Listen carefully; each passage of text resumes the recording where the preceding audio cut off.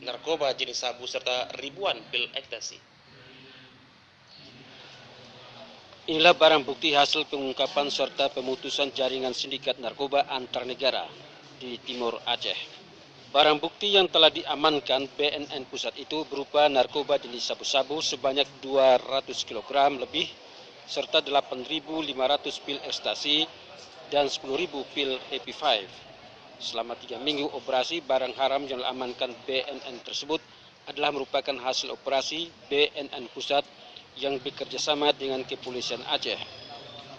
Berdasarkan keterangan Irjen Pol Arman Depari pada konferensi pers di Mapolres Kota Langsa, ratusan kilogram narkoba jenis sabu-sabu dan ekstasi serta pil Happy Five diamankan dari 4 orang tersangka sindikat narkoba antar negara di Kabupaten Aceh Timur dan Kabupaten Aceh Tamiang.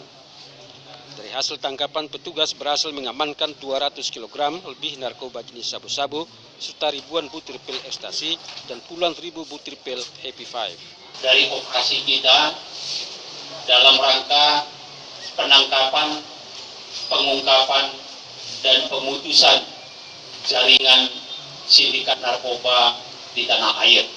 Selain barang bukti narkoba, BNN juga mengamankan 2 kendaraan roda 4 serta 2 unit roda 2 dan beberapa barang bukti lainnya. Dari Kota Langsa, kontributor TVRI melaporkan.